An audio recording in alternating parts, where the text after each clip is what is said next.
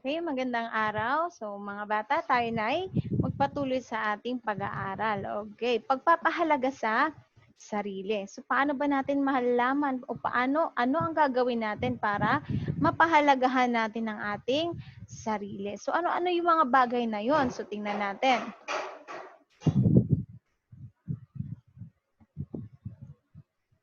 Okay. So, yung memory verse natin ngayon, ako'y magpapasalamat sa iyo sapagkat nilalang ako, nakakilakilabot at kagilagilalas ang iyong mga gawa at nalalamang mabuti ang aking kaluluwa. Yun ay awit 139 verse 14. So, alamin natin ang iba't ibang talento at kakayahan.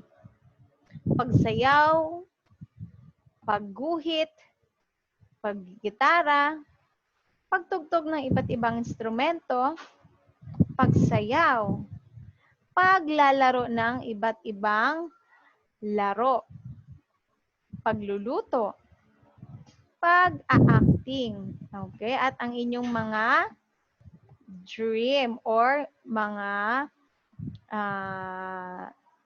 kakayahan na meron kayo pagdating ng panahon.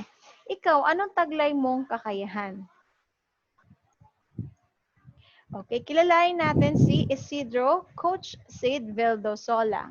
Siya ay ang tinawag na super speed. Pag sinabing super speed po, pinakamabilis tumakbo o mabilis na mabilis.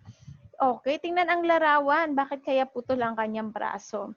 Aksidente na naputulan ng kanyang kamay or braso dahil sa pagliligtas ng kanyang pinsan na naipit sa isang malaking makinarya. So naipit po, kaya tinulungan niya po ang kanyang pinsan. Pero yung kakulangan ba ng braso niya naging hadlang para tawagin siyang super speed, pinakamabilis na manlalaro sa takbuhan. Hindi po naging hadlang ang kanyang kakulangan ng kanyang parte sa katawan para maging super speed siya. So, yun po yung kakayahan niya at talento. So, kilalanin natin si David. Si David ay isang batang katulad mo. Okay, so tingnan natin ang kanyang video. God's story, David and Goliath. So part of God's story is about the time David fought Goliath. And it begins like this. David was the youngest of 8 brothers. His job was being a shepherd, which meant he spent all day in a field watching sheep eat and roll around the grass. Meanwhile, some of his brothers were off with the Israeli army preparing for war against the Philistines. The Philistines were one of the toughest armies the people of Israel had to fight. So one day, David was taking food to his brothers because his dad asked him to. But when he got there, his brothers accused him of coming so he could watch the fight instead of the sheep. Since David knew in his heart he was just obeying his dad, he didn't mind being misunderstood. Anyway, while David was there, he saw a huge Philistine man, more than 9 feet tall, step onto the field between the two armies. He was wearing a thick helmet and armor and carrying huge weapons. His name was Goliath, and he was definitely used to being the winner. David found out that Goliath had been stepping onto the field like this every morning for the past 40 days and saying, "Give me a man and let us fight each other." But nobody from Israel was brave enough to fight him, even the king. Well, David didn't like that this giant was intimidating the Israelites. After all, they were God's special family. And because God was with the Israelites, they could have courage in any situation. So David, who wasn't even a soldier, told the king, "I'll fight against him." Nah, the king thought David was too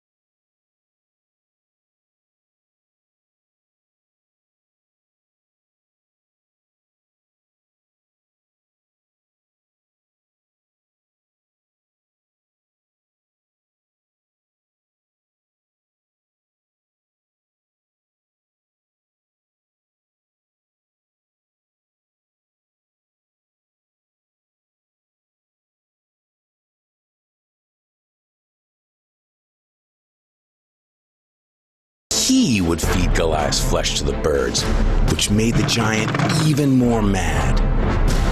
Then David took a stone, put it in the slingshot, and slung it at Goliath. Goliath didn't even get a chance to swing a sword because the stone hit him right in the forehead and sunk in deep. He face-planted straight into the ground. Nobody could believe it. Then David ran over, took hold of the giant's sword, and drew it from the sheath. He took the sword and cut off Goliath's head. David carried the head all the way back to Jerusalem. And when the Philistine army realized Goliath was dead, they started running away like a bunch of scaredy cats. The Israelites chased the Philistines.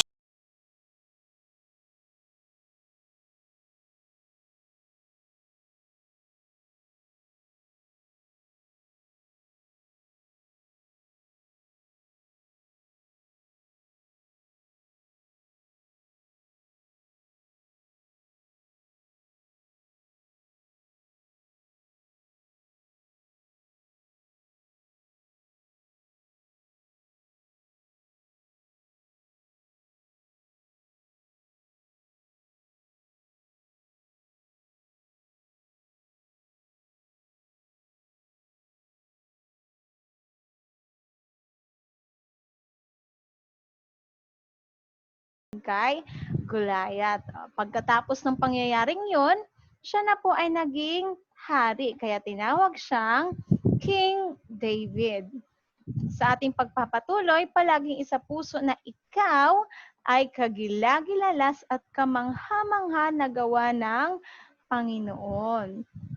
So, wag po nating isipin na wala tayong talento dahil lahat tayo ay may talento at may kakayahan na bigay ng Diyos. At sa atin, at lagi niyong isaisip, isabuhay na kagilagilalas tayong nilikha ng Diyos. At yun lamang sa mga oras na to, grade 3. Salamat po sa pakikinig at nawa kahit hindi po ko kayo nakikita ay natututunan niyo po ang ating mga pinag-aaralan. So salamat! Hanggang sa susunod. Paalam!